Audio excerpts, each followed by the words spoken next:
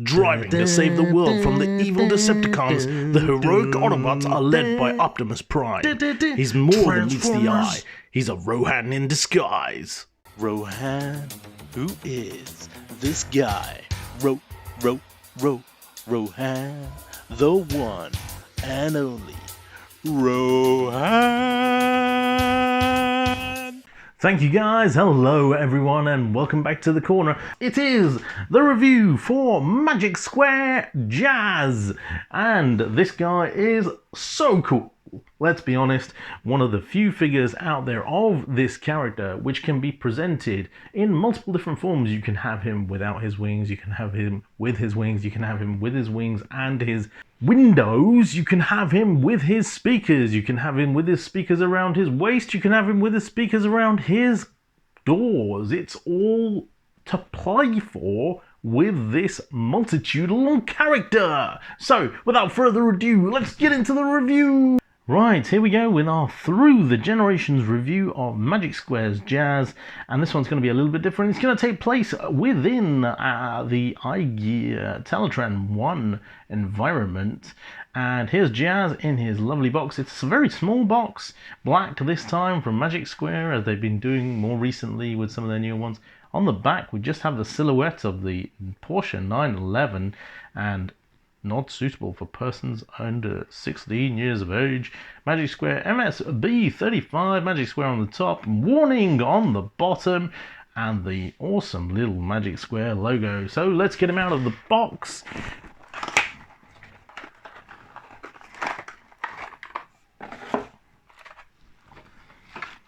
And here he is.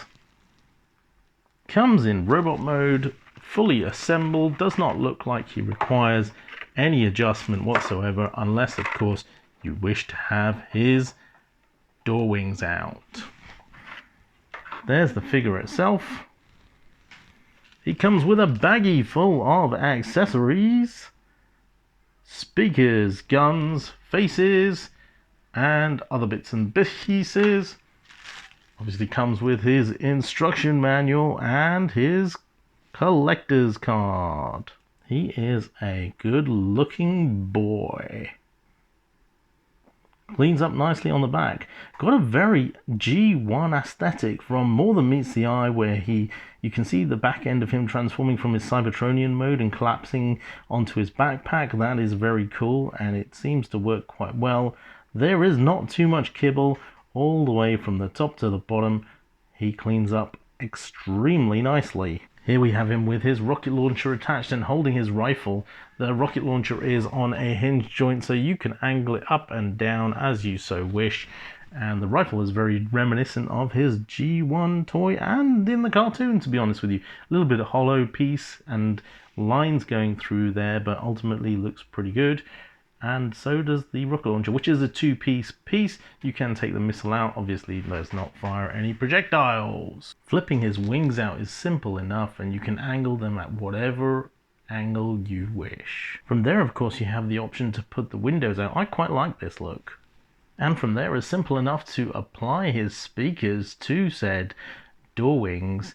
By the way, none of this is in the instructions. The instructions just show you how to transform him to and from bot to car mode, and so you have to work this out for yourself. It's not that hard, but it is a pain in the arse if you don't know what you do. And it is possible to have them on his shoulders as well, although they don't seem to peg in anywhere, so they probably would potentially move around, although they don't fall off unless you move them upside down.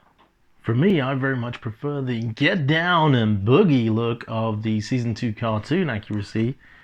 Here we have Magic Square's Jazz up against his G1 counterpart and the Studio Series 86 Jazz with the upgrade kits applied from Matrix Workshop, I believe it is.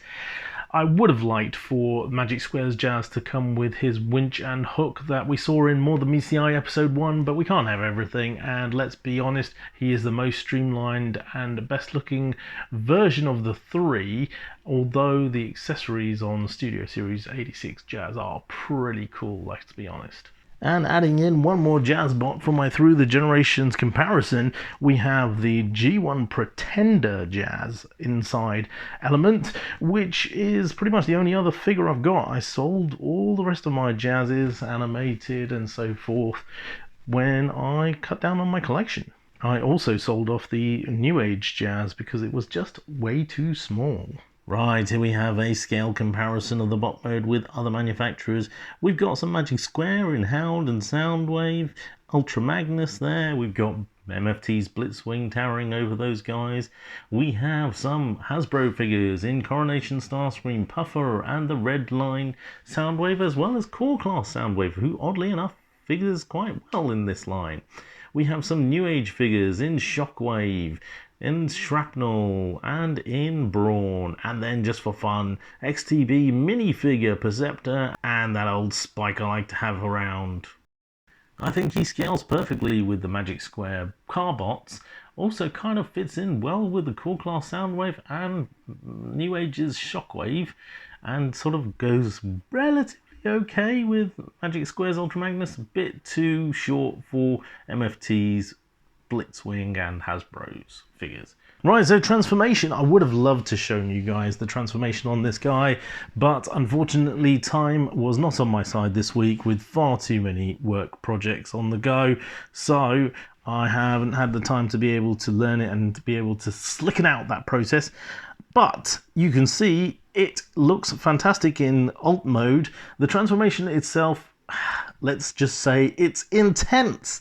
There are some very small little flaps that need to be pulled out and moved around. The legs especially seem to come apart at all angles and go back together.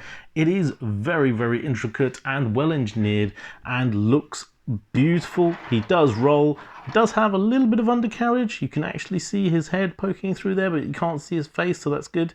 And he does actually look fantastic from all angles. There's a little bit of paint flakage on my copy, but nothing massive. And in terms of the shape and look of the Porsche 911, it's very, very accurate to the G1 toy slash the actual design of the car. You've got a little exhaust pipe on the back, which is cool, and obviously the massive 911 wing there.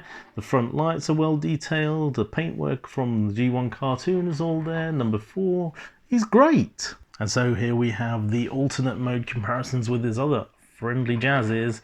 Studio Series 86, which cleans up nicely, looks good, well proportioned. Generation 1 jazz also looks excellent. The Pretender jazz, as you can see, is pretty well yellowed and worn. Unfortunately, I'm gonna take him out. He doesn't really compare very well. But Magic Square's jazz looks the part. He's got great paint apps. He actually has painted windows and the wheels look the part too. I think he looks fantastic all the way around. The back end of Studio Series 86 leaves a little bit to be desired, and Magic Square does not disappoint. Right then, final thoughts on this snazzy jazzy. Too jazzy? I don't think he's too jazzy. I think he's absolutely fantastic. The look and feel of this guy is great. The transformation has amazing engineering, although it is a little bit intense. I don't think I'll be transforming him every day of the week. It's quite clever in the way in which they get everything to fold up underneath his body shell, and ultimately for the price point, which was a reasonable $40-ish, I think he's great. You need to pick him up. Definitely way better than the New Age Jazz in my opinion, purely just on the height alone, but also on the actual proportions of the body. And then he collapses into this really nice little Porsche 911, which is amazing. Almost like mass shifting. I didn't show off all of the accessories, i.e. the additional faces, because mine came with 3 of the same face for some reason. But anywho, who cares? So for another week, that's been me on Rohan's Corner. Hope you've enjoyed this Through the Generations review of Jazz. Back to the studio. Transformers, Rohan's in disguise.